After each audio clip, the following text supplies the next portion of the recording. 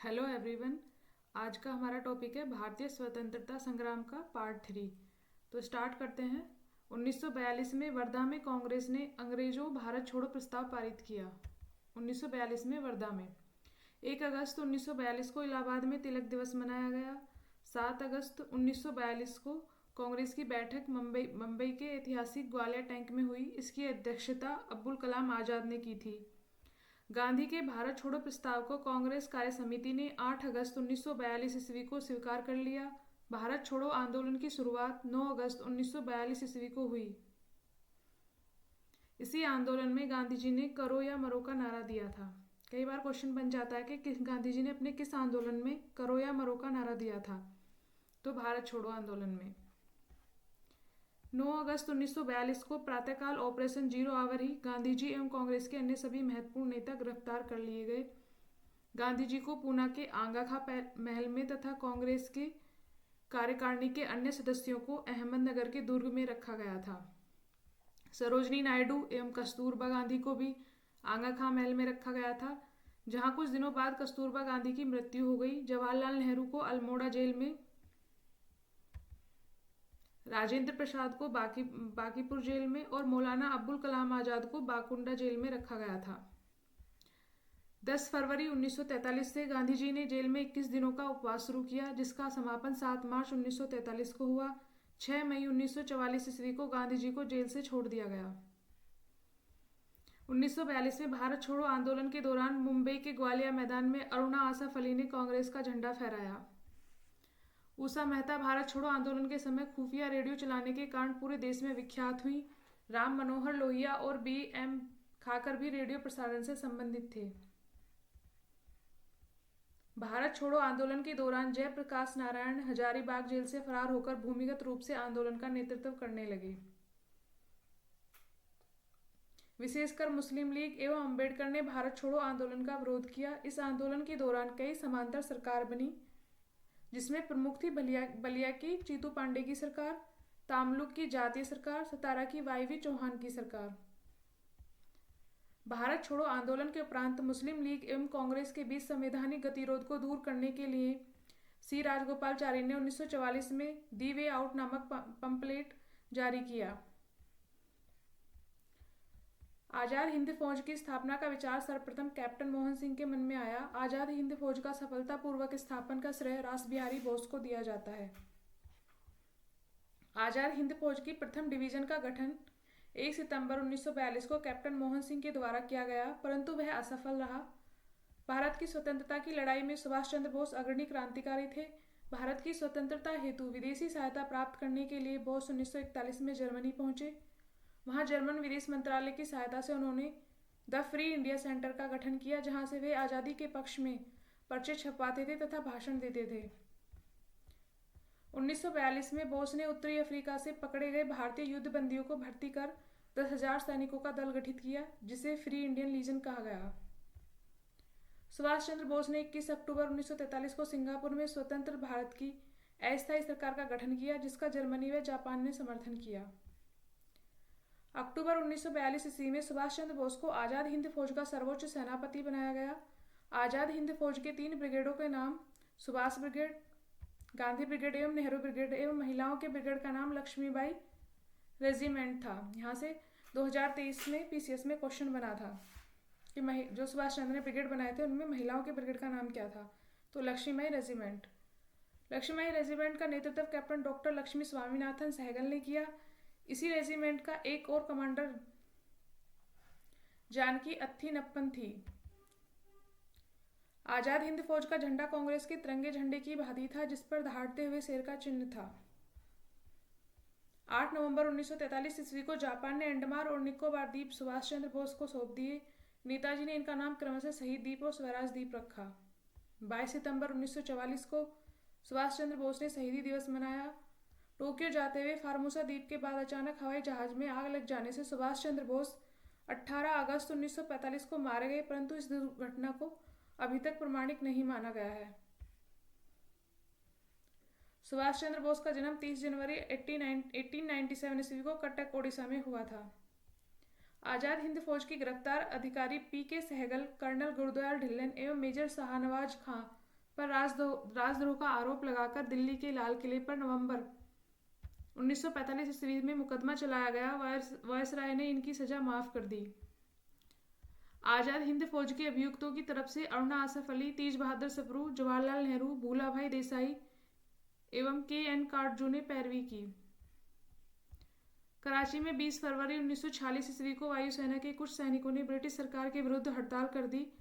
मुंबई, लाहौर, दिल्ली में भी यह शीघ्र ही फैल गई। इसमें लगभग 5200 सैनिकों ने भाग लिया। इनकी प्रमुख मांग थी कि भारतीय और अंग्रेज सैनिकों में बराबरी का व्यवहार किया जाए। शाही नौसेना का विद्रोह। रॉयल इंडियन नेवी के विद्रोह की शुरुआत 18 फरवरी को हुई, जब बंबई में HMIS तलवार के 1100 नाविकों ने नस्लवादी भेदभाव और खराब भोजन के प्रतिवाद में हड़ताल कर दिया। 19 फरवरी को कराची में हिंदुस्तान नामक जहाज के नाविकों ने भी हड़ताल कर दी। कराची में दमन पूर्वक आत्मसमर्पण कराया गया, जिसमें 6 नाविक मारे गए। नौसेना विद्रोह में इंकलाब जिंदाबाद, जय हिंद, हिंदू मुस्लिम एक हो, ब्रिटिश साम्राज्यवाद मुर्दाबाद, आजाद हिंद फौज के कैदियों को रिहा करो आदि नारे लगाए गए। इसके प्रदर्शन में 3 झंडे साथ चलते थे, कांग्रेस का तिरंगा, लीग का हरा और बीच में कम्युनिस्ट पार्टी का लाल झंडा। सरदार पटेल एवं जिन्ना ने इन्हें आत्मसमर्पण की सलाह दी। 24 फरवरी 1946 को विद्रोहियों ने आत्मसमर्पण करते हुए कहा कि हम भारत के सामने समर्पण कर रहे हैं, ब्रिटेन के सामने नहीं। नौसेना विद्रोह के समय नौसेना अध्यक्ष एडमिरल गोलफ्रेंड था। नौसेना विद्रोह को भारत की लाल क्रांति की संज्ञा दी जाती है। अब कैबिनेट मिशन देख लेते हैं। हमारा नेक्स्ट टॉपिक है कैबिनेट मिशन 1946। इस समय प्रधानमंत्री एटली ने 15 फरवरी 1946 ईस्वी को भारतीय संविधान सभा की स्थापना एवं तत्कालीन ज्वलंत समस्याओं पर भारतीयों के विचार और विमर्श के लिए कैबिनेट मिशन को भारत भेजने की घोषणा की। 24 मार्च 1946 ईस्वी को कैबिनेट मिशन दिल्ली पहुंचा। इस शिष्टमंडल के सदस्य थे स्वेफोर्ड क्रिप्स, जो कि अध्यक्ष बोर्ड ऑफ ट्रेड थे, और पैथिक लरिस भारत सचिव थे, एवं MAV अलेक्जेंडर नौसेना मंत्री थे। कैबिनेट मिशन पैथिक लॉरेंस के नेतृत्व में आया था। 2025 के PCS में यहाँ से क्वेश्चन बना इन तीनों के नाम से, तो this is very important. Cabinet mission योजना को मुस्लिम लीग ने 6 जून 1946 ईस्वी को और कांग्रेस ने 25 जून 1946 ईस्वी को स्वीकार कर लिया। कैबिनेट मिशन योजना को स्वीकार किए जाने के पश्चात संविधान सभा के निर्माण के लिए हुई चुनाव जुलाई 1946 ईस्वी में कांग्रेस ने 214 सामान्य स्थानों में से 205 स्थान प्राप्त किए और मुस्लिम लीग ने 78 मुस्लिम स्थानों में से 73 स्थान प्राप्त किए। कांग्रेस को 4 सिख सदस्यों का भी समर्थन प्राप्त था। मुस्लिम लीग ने 16 अगस्त 1946 ईस्वी को सीधी अथवा प्रत्यक्ष कार्रवाई दिवस मनाया। सर्वप्रथम प्रत्यक्ष कार्रवाई दिवस कलकत्ता में मनाया गया। उस समय बंगाल में मुस्लिम लीग की सरकार थी। बंगाल के मुख्यमंत्री शहीद सुहरावर्दी ने प्रत्यक्ष कार्रवाई दिवस के परिणाम स्वरूप बंगाल, बिहार और पंजाब में भयंकर हिंदू मुस्लिम दंगे हुए। 3 जून 1947 ईस्वी को भारत विभाजन की माउंटबेटन योजना प्रकाशित की गई, जिसे कांग्रेस कार्य समिति की 3 जून 1947 ईस्वी की बैठक में स्वीकार कर लिया गया। 14 जून 1947 ईस्वी को कांग्रेस महासमिति की बैठक में गोविंद वल्लभ पंत ने देश के विभाजन की माउंटबेटन योजना को स्वीकार करने का प्रस्ताव पेश किया। इस प्रस्ताव का समर्थन अब्दुल कलाम आजाद ने किया, जो बंटवारे का विरोध करते आ रहे थे। आजाद ने कहा, कांग्रेस कार्य समिति का फैसला सही फैसला नहीं है, लेकिन कांग्रेस के सामने कोई और रास्ता नहीं है। गांधी, नेहरू और पटेल के समर्थन के बावजूद कांग्रेस कार्य समिति का देश विभाजन का प्रस्ताव अखिल भारतीय कांग्रेस समिति में सर्वसम्मति से पास न हो सका। 161 सदस्यों ने खिलाफ वोट दिए या वे तटस्थ रहे। प्रस्ताव का विरोध करने वालों में सिंध कांग्रेस के नेता चौथराम मिडवानी, पंजाब कांग्रेस के अध्यक्ष डॉक्टर किचलू, पुरुषोत्तम वास टंडन, मौलाना हफीज उर रहमान आदि थे। मुस्लिम लीग की काउंसिल की बैठक माउंटबेटन योजना पर विचार करने के लिए 10 जून 1947 ईस्वी को नई दिल्ली में बुलाई गई। लीग ने भारी बहुमत से इस योजना को स्वीकार किया। लीग की बैठक में उपस्थित 400 सदस्यों में से सिर्फ 10 सदस्यों ने इसका विरोध किया था। 14 जुलाई 1947 को ब्रिटिश संसद में भारतीय स्वाधीनता विधेयक पेश किया गया। 15 जुलाई को बिना किसी संशोधन के हाउस ऑफ कॉमन्स द्वारा और 16 जुलाई को हाउस ऑफ लॉर्ड्स द्वारा पास कर दिया गया। 18 जुलाई 1947 ईस्वी को उस पर ब्रिटिश सम्राट के हस्ताक्षर हो गए। इसके अनुसार देश को 15 अगस्त 1947 ईस्वी को 2 डोमिनियनों भारत और पाकिस्तान में बांट दिया जाएगा। दोनों डोमिनियनों को पूरी स्वतंत्रता तथा प्रभुसत्ता सौंप दी जाएगी। 14 अगस्त को पाकिस्तान अधिराज्य और 15 अगस्त को भारतीय अधिराज्य की स्थापना होगी। भारत की आज़ादी के समय इंग्लैंड का सम्राट जॉर्ज सिस्टम था। यह भारत का अंतिम सम्राट एवं कॉमनवेल्थ नेशन का प्रथम प्रधान था। जवाहरलाल नेहरू के नेतृत्व में अंतरिम सरकार का गठन 2 सितंबर 1946 ईस्वी को हुआ। 26 अक्टूबर 1946 ईस्वी को मुस्लिम लीग 5 सदस्यीय अंतरिम सरकार में सम्मिलित हुई। 27 मार्च 1947 ईस्वी को मुस्लिम लीग ने पाकिस्तान दिवस के रूप में मनाया। 27 मार्च 1947 को स्वतंत्रता प्राप्ति के समय कांग्रेस के अध्यक्ष जेबी कृपलानी एवं ब्रिटेन के प्रधानमंत्री क्लेमेंट एटली लेबर पार्टी से थे। भगत सिंह के विरुद्ध मुखबरी करने के कारण फर्नीद घोष की हत्या वैकुंठ शुक्ल ने की थी। महात्मा गांधी द्वारा स्थापित हरिजन सेवक संघ के संस्थापक अध्यक्ष घनश्याम दास बिरला थे। बांटो और छोड़ो का नारा लीग ने दिसंबर 1943 ईस्वी के कराची अधिवेशन में दिया। कांग्रेस का प्रथम ब्रिटिश अध्यक्ष जॉर्ज यूले था। मैं देश के बालू से ही कांग्रेस से भी बड़ा आंदोलन खड़ा कर दूंगा, महात्मा गांधी ने कहा था। गांधी जी हरिजन नाम वाले 3 पत्रों का प्रकाशन करते थे। फर्स्ट था हरिजन बंधु जो गुजराती में था, सेकंड था हरिजन सेवक जो कि हिंदी में था, और थर्ड था हरिजन अंग्रेजी में। पुणे में 11 फरवरी 1933 में से स्टार्ट किया। गांधी जी ने अपनी आत्मकथा मूल रूप से गुजराती में लिखी थी। हिंदू स्वराज को भी गांधी जी ने गुजराती में ही लिखी थी। अब PYQs देख लेते हैं ऊपर वाले टॉपिक से रिलेटेड। फर्स्ट है कथन और कारण। ब्रिटिश सरकार ने अगस्त 1932 में सांप्रदायिक पुरस्कार की घोषणा की। कारण है इसके तहत प्रत्येक अल्पसंख्यक समुदाय के लिए विधानमंडलों में कुछ सीटें सुरक्षित की गई थी, जिसके लिए सदस्यों का चुनाव पृथक निर्वाचन मंडलों से होता था। नीचे दिए गए कूट का उपयोग करके सही उत्तर चुनना है। तो इसका ऑप्शन ए सही है। ए और आर दोनों सही है और आर ए का सही स्पष्टीकरण है। सेकंड क्वेश्चन है मैकडोनाल्ड के सांप्रदायिक पंचायत ने किसे पृथक चुनाव क्षेत्र एवं आरक्षित सीटें आवंटित नहीं की थी। ऑप्शन ए मुसलमानों को, बी है सिखों को, सी है अनुसूचित जातियों को, और डी है बौद्धों को। तो ऑप्शन सी सही है, बौद्धों को इसमें नहीं दिया था। नेक्स्ट है श्री BR अम्बेडकर व गांधी जी के बीच एक समझौता हुआ था जो कहलाता था। ऑप्शन ए कलकत्ता समझौता, बी लंदन समझौता, सी पूना समझौता, और डी लखनऊ समझौता। तो इसमें ऑप्शन सी सही है, पूना समझौता। नेक्स्ट क्वेश्चन है पूना पैक्ट पर हस्ताक्षर किए थे। ऑप्शन ए गांधी जी एवं लॉर्ड इरविन ने, बी गांधी जी एवं जिन्ना ने, सी गांधी जी एवं सुभाष चंद्र बोस ने, और डी गांधी जी के समर्थक एवं अम्बेडकर ने। तो इसमें ऑप्शन डी सही है, गांधी जी के समर्थक एवं अम्बेडकर ने। इसकी व्याख्या देख लेते हैं। सांप्रदायिक अधिनिर्णय के विरुद्ध गांधी जी के आमरण अनशन के बाद पूना समझौता 24 सितंबर 1932 को हस्ताक्षरित हुआ। इस समझौते पर गांधी जी के समर्थक एवं अम्बेडकर ने हस्ताक्षर किए थे। गांधी जी ने इस पर हस्ताक्षर नहीं किए थे। नेक्स्ट है सांप्रदायिक अधिनिर्णय की घोषणा के पश्चात निम्नलिखित में से किसे संपादित किया गया। ऑप्शन ए लखनऊ समझौता, बी कराची समझौता, सी लाहौर समझौता, और डी पूना समझौता। तो ऑप्शन डी सही है, पूना समझौता। नेक्स्ट है कांग्रेस सोशलिस्ट पार्टी की पहली बैठक हुई थी। ऑप्शन ए दिल्ली में, बी नासिक में, सी पटना में, और डी लाहौर में। तो इसमें ऑप्शन सी सही है, पटना में। मई 1934 में पटना में कांग्रेस समिति की बैठक के दौरान ही इन सदस्यों की एक अलग बैठक हुई, जिसमें all India Congress socialist party की स्थापना को औपचारिक मान्यता दी गई तथा अक्टूबर-नवंबर 1934 के दौरान बंबई में इसकी नीतियों एवं कार्यकारिणी प्रणाली तय की गई। नेक्स्ट है कांग्रेस सोशलिस्ट पार्टी की पहली बैठक पटना में हुई वर्ष। ऑप्शन ए 1921 में, बी है 1934 में, सी है 1937 में, और डी है 1939 में। तो इसमें ऑप्शन बी सही है, 1934 में। नेक्स्ट है कांग्रेस सोशलिस्ट पार्टी के संदर्भ में निम्नलिखित कथनों पर विचार कीजिए। फर्स्ट है इसने ब्रिटिश माल के बहिष्कार और करों के अपवंचन इवेजन की वकालत की। सेकंड है यह सर्वहारा वर्ग का अधिनायकत्व स्थापित करना चाहती थी। थर्ड है इसने अल्पसंख्यकों तथा दलित वर्गों के लिए पृथक निर्वाचक क्षेत्र की वकालत की। उपयुक्त कथनों में से कौन से सही हैं। तो इसमें ऑप्शन डी सही है, इनमें से कोई भी सही नहीं है। क्यों सही नहीं है इसकी व्याख्या देख लेते हैं। कांग्रेस सोशलिस्ट पार्टी ने ब्रिटिश उत्पादों एवं तथा करों का बहिष्कार का समर्थन किया, न कि करों के अपचन का। कांग्रेस सोशलिस्ट पार्टी के नेता समानता के आधार पर समाजवादी समाज की स्थापना करना चाहते थे।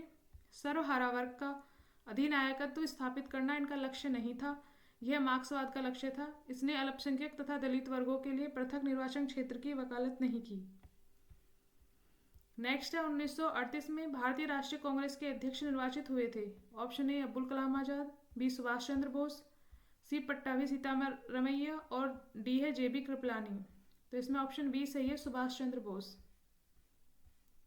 कांग्रेस के हरिपुरा यानी गुजरात अधिवेशन फरवरी 1938 में सुभाष चंद्र बोस निर्विरोध अध्यक्ष निर्वाचित हुए। ध्यातव्य है कि सुभाष चंद्र बोस वर्ष 1939 में त्रिपुरी अधिवेशन में भी पट्टाभी सीतारामैया को हराकर अध्यक्ष पद के लिए निर्वाचित हुए थे। नेक्स्ट है भारतीय राष्ट्रीय कांग्रेस के हरिपुरा अधिवेशन की अध्यक्षता निम्नलिखित में से किसने की थी।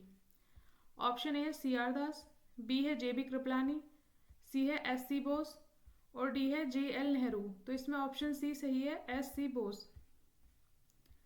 नेक्स्ट है भारत में क्रिप्स मिशन किस वर्ष आया। ऑप्शन है 1940, बी 1942, सी है 1944 और डी है 1946। तो इसमें ऑप्शन बी सही है, 1942। द्वितीय विश्व युद्ध में जापान की बढ़ती हुई शक्ति को देखते हुए अंतर्राष्ट्रीय समुदाय विशेषकर अमेरिका, चीन एवं ऑस्ट्रेलिया ने ब्रिटेन पर भारत को स्वतंत्र करने के लिए दबाव बढ़ाया, जिसके फलस्वरूप स्टैफोर्ड क्रिप्स के नेतृत्व में मिशन भारतीय नेताओं से वार्ता हेतु मार्च 1942 में भारत आया। नेक्स्ट है ब्रितानिया सरकार के प्रस्तावों की प्रारूप घोषणा जो सर स्टैफोर्ड क्रिप्स लाए थे वे सम्मिलित थे।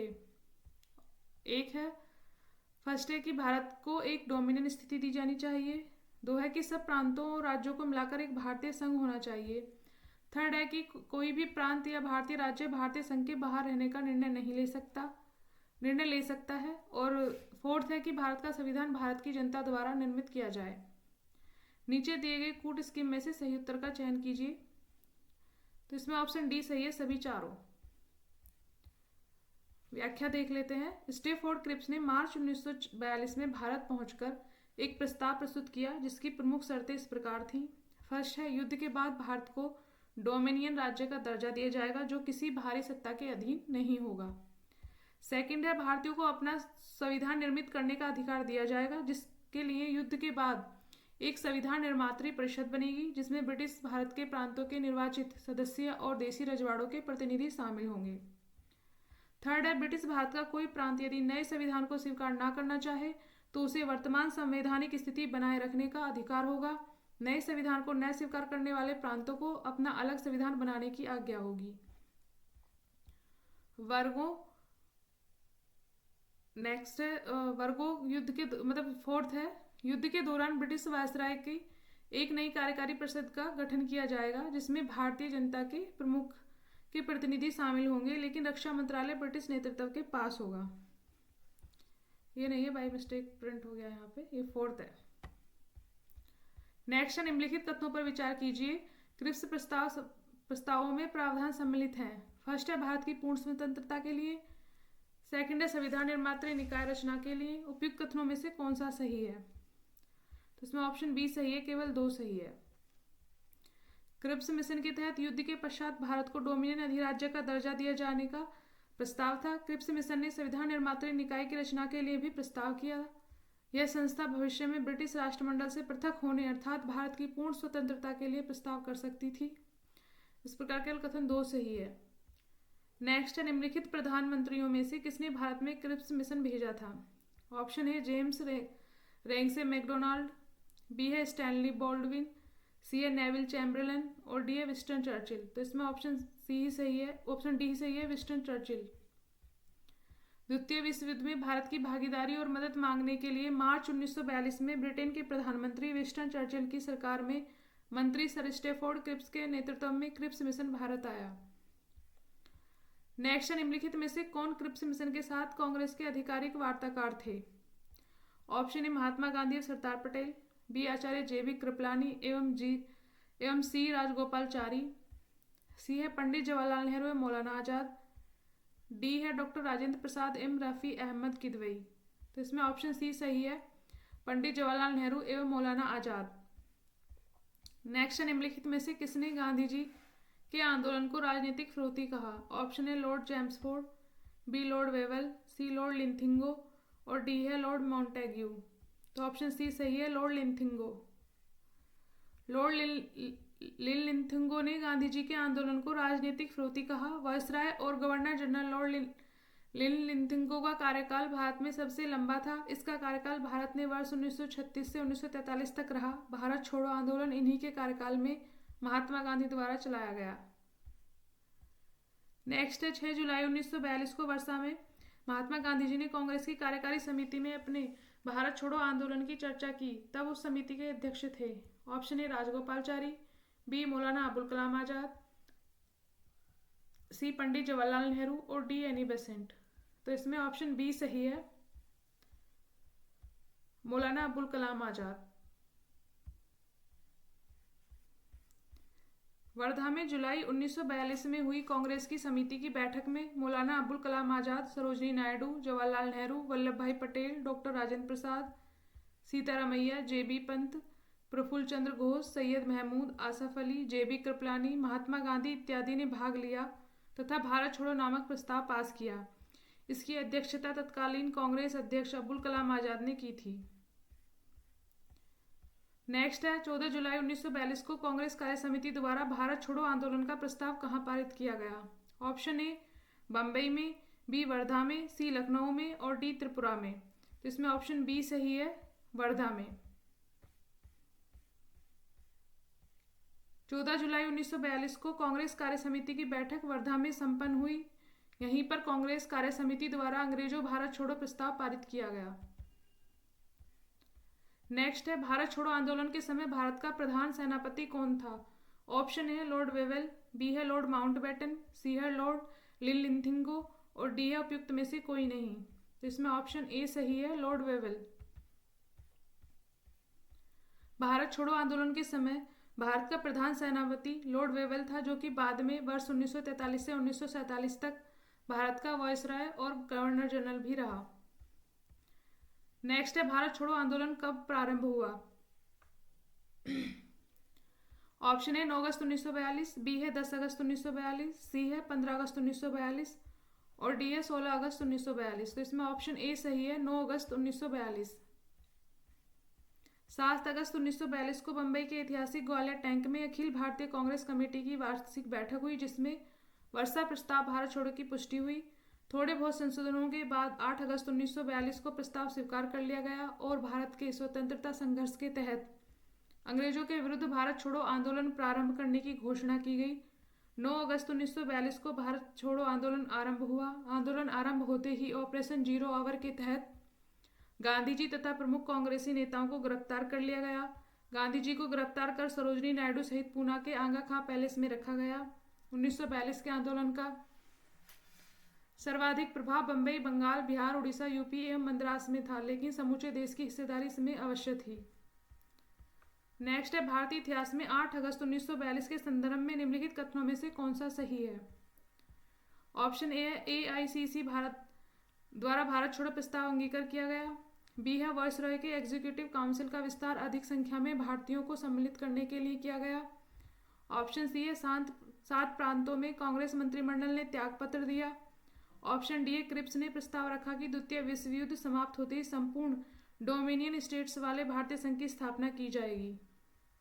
तो इसमें ऑप्शन ए सही है, AICC द्वारा भारत छोड़ो प्रस्ताव अंगीकार किया गया।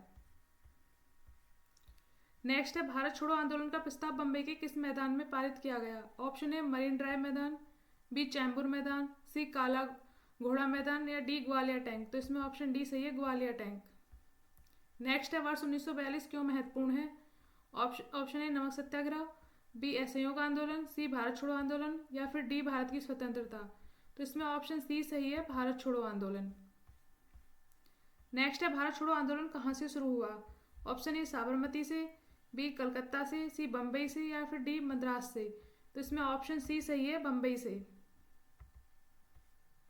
नेक्स्ट है यह कथन हम भारत को या तो आज़ाद करेंगे या आज़ादी के प्रयास में दिवंगत होंगे किससे जुड़ा है? ऑप्शन ए असहयोग आंदोलन से, बी सविनय अवज्ञा आंदोलन, सी व्यक्तिगत सत्याग्रह, या फिर डी भारत छोड़ो आंदोलन। तो इसमें ऑप्शन डी सही है, भारत छोड़ो आंदोलन। यह कथन भारत छोड़ो आंदोलन से संबंधित है। 8 अगस्त 1942 को भारत छोड़ो प्रस्ताव कतिपय संशोधनों के बाद पास कर दिया गया। इसमें गांधी जी द्वारा दिया गया यह वक्तव्य विशेष महत्वपूर्ण है कि संपूर्ण आज़ादी से कम किसी भी चीज में संतुष्ट होने वाले नहीं हो सकता है। नमक टैक्स, शराबखोरी आदि को खत्म करने का प्रस्ताव अंग्रेज सरकार ने। मैं आपको एक मंत्र देता हूं, करो या मरो। इस मंत्र का आशय है या तो हम भारत को आजाद कराएंगे या आजादी के प्रयास में दिवंगत होंगे। नेक्स्ट है, करो या मरो का नारा किसने दिया? ऑप्शन ए तिलक ने, बी जवाहरलाल नेहरू ने, सी भगत सिंह ने, या फिर डी महात्मा गांधी ने। तो इसमें ऑप्शन डी सही है, महात्मा गांधी ने। नेक्स्ट है, करो या मरो का संबंध किस आंदोलन से है? ऑप्शन ए डांडी से, बी असहयोग से, सी खिलाफत से, या फिर भारत छोड़ो आंदोलन से। तो इसमें ऑप्शन डी सही है, भारत छोड़ो आंदोलन से। नेक्स्ट है, करो या मरो का नारा निम्नलिखित आंदोलनों में से किसके साथ संबंधित है? ऑप्शन ए स्वदेशी आंदोलन, असहयोग आंदोलन, या फिर डी भारत छोड़ो आंदोलन। तो यही सही है, ऑप्शन डी भारत छोड़ो आंदोलन।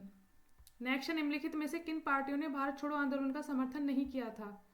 ऑप्शन ए हिंदू महासभा ने, B Communist Party of India ने, C Unionist Party of Punjab ने, या डी उपयुक्त सभी ने। तो इसमें ऑप्शन सी सही है, उपयुक्त सभी ने। हिंदू महासभा ने, कम्युनिस्ट पार्टी और unionist party. Hindu Mahasabha, communist Party of India, unionist Party of Punjab या मुस्लिम लीग ने भारत छोड़ो आंदोलन का समर्थन नहीं किया था। नेक्स्ट, निम्नलिखित में से किसने 1942 में भारत छोड़ो प्रस्ताव का समर्थन किया था?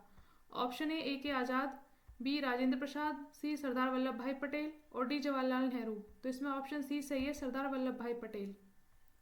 8 अगस्त 1942 को अखिल भारतीय कांग्रेस कमेटी की बैठक में पंडित जवाहरलाल नेहरू द्वारा भारत छोड़ो प्रस्ताव पेश किया गया था, जिसका सरदार वल्लभ भाई पटेल ने समर्थन किया था। नेक्स्ट, 1942 में कांग्रेस के बंबई अधिवेशन में किसके द्वारा भारत छोड़ो प्रस्ताव पारित किया गया था? Option A Jawaharlal Nehru, B Narendra Dev, C Rajendra Prasad, D J B Kripalani. तो इसमें ऑप्शन ए सही है, जवाहरलाल नेहरू। नेक्स्ट है, भारत छोड़ो का नारा किसने दिया था? महात्मा गांधी, बी जवाहरलाल नेहरू, सी यूसुफ मेहर अली, और डी अरुण आसफ अली।